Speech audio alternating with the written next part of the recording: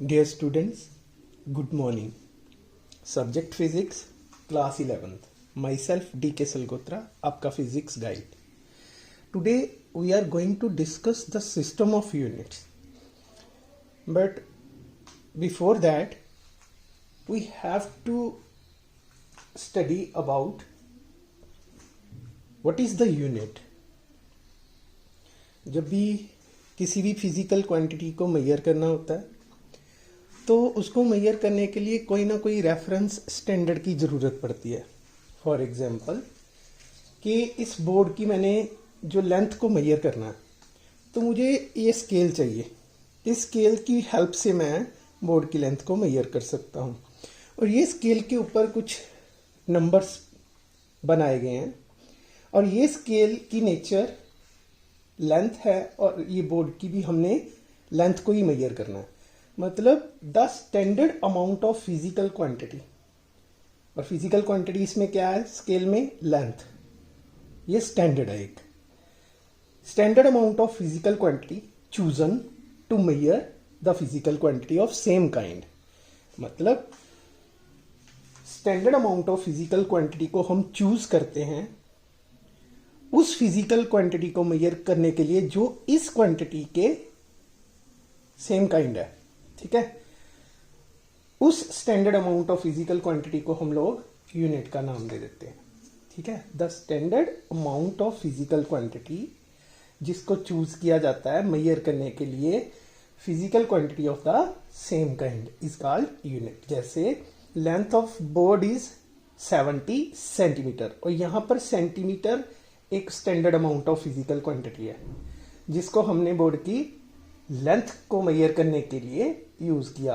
और ये physical quantity same kind की है. ठीक है, अब ये यूनिट दो तरह के होते हैं, fundamental units and derived units.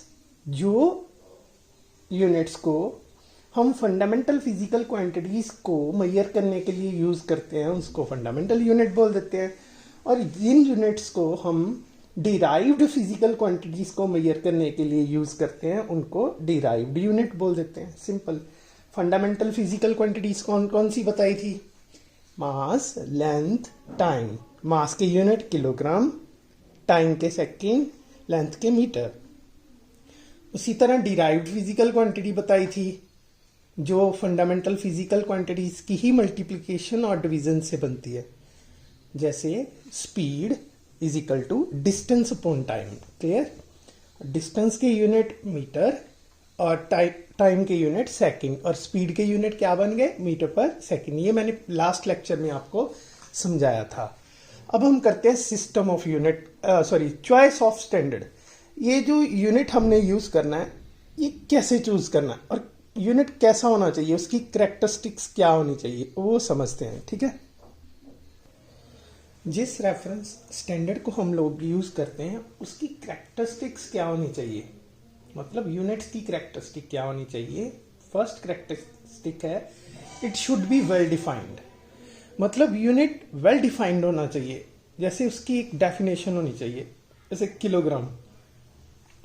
अगर किलोग्राम को हमने ऐसे किसी ने पूछ लिया हो कि किलोग्राम कहते किसको है, कितने अमाउंट ऑफ मास को किलोग्राम कहेंगे, तो हम लोग बोलते हैं 1 डेसीमीटर क्यूब.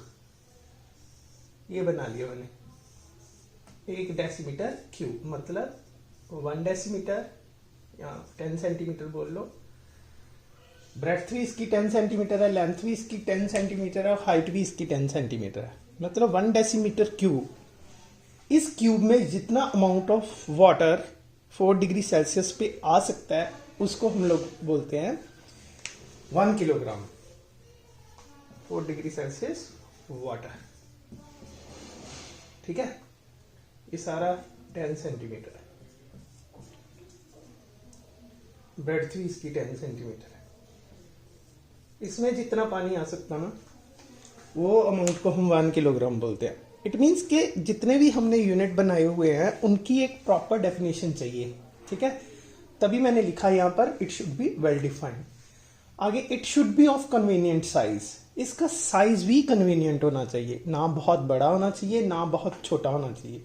जैसे मैं बोलूँ कि मेरे होम टाउन से, दिल्ली से जो कन्याकुमारी का डिस्टेंस है वो निकालो, तो उसके लिए हम जो यूनिट यूज़ करेंगे वो किलोमीटर यूज़ करेंगे, उसके लिए सेंटीमीटर तो यूज़ नहीं ना करेंगे।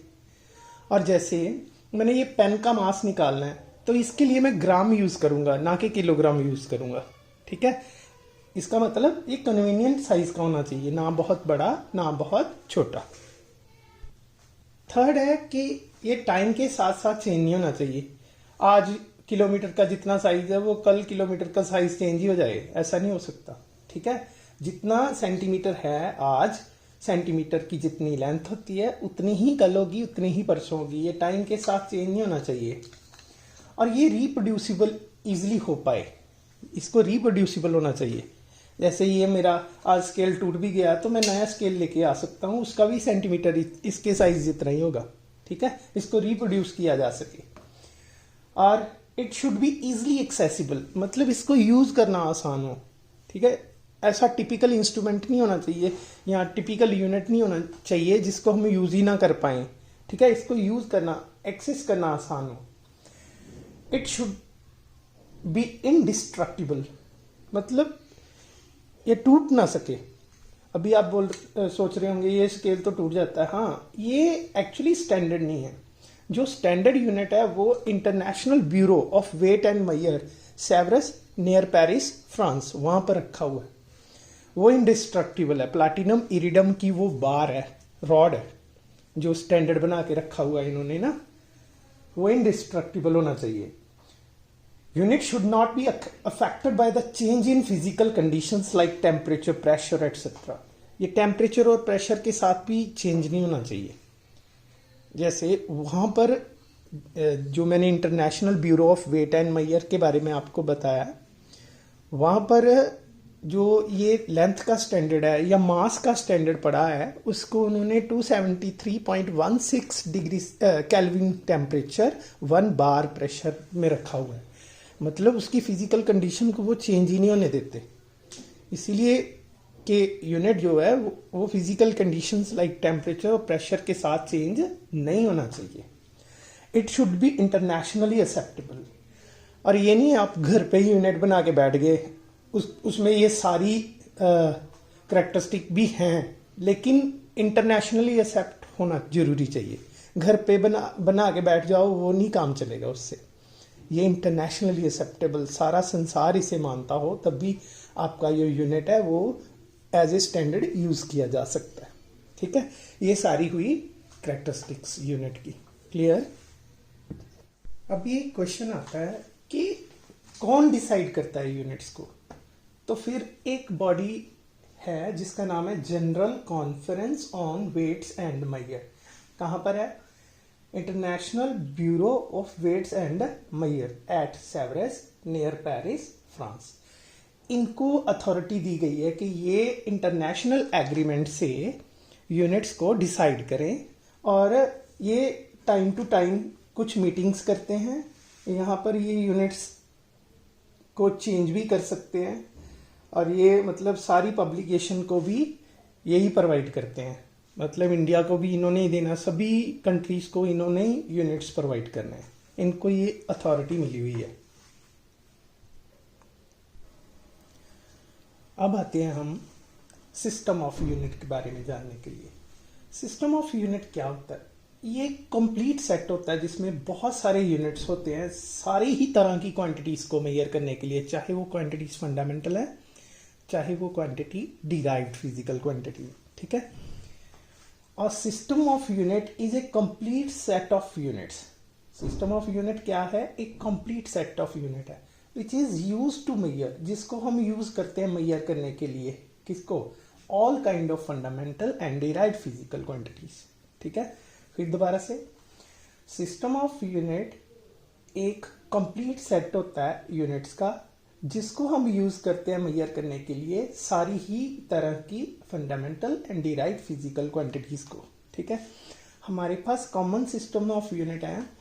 नंबर 1 एफपीएस सिस्टम है, ये जो सिस्टम बनाए जाते हैं ये उनके जो मास लेंथ और टाइम के फंडामेंटल फिजिकल क्वांटिटीज है, उनके यूनिट्स जो हैं उनके नाम से ही बनाए जाते हैं।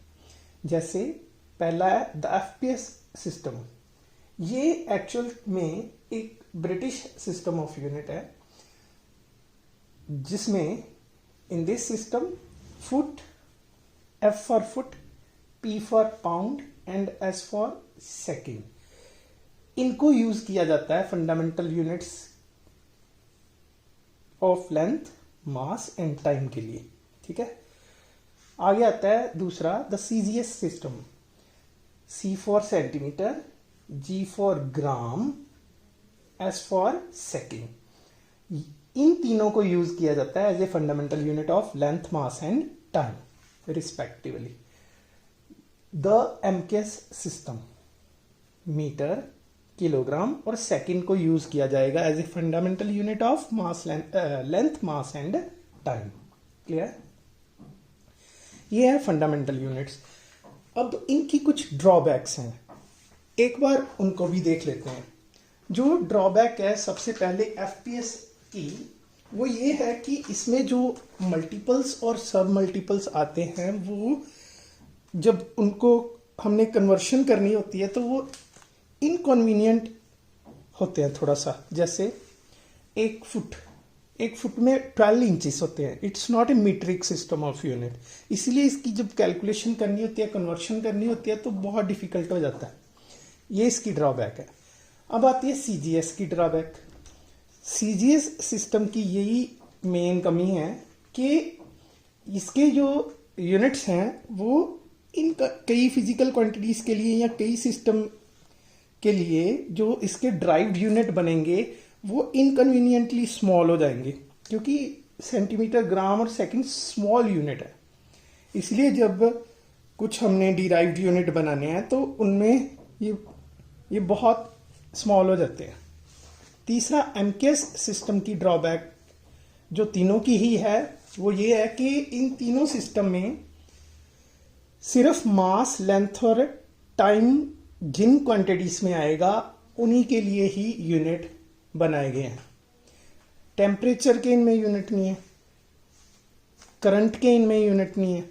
सो दैट्स वाई ये इनकी ड्रॉबैक रहेगी। इसीलिए एक नए सिस्टम ऑफ यूनिट की जरूरत पड़ी। वो 1971 में डिजाइन किया गया, उसको बोलते हैं इंटरनेशनल सिस्टम ऑफ यूनिट। ठीक है, एसआई यूनिट। उसके बारे में हम नेक्स्ट लेक्चर में बात करेंगे। अभी के लिए इतना ही।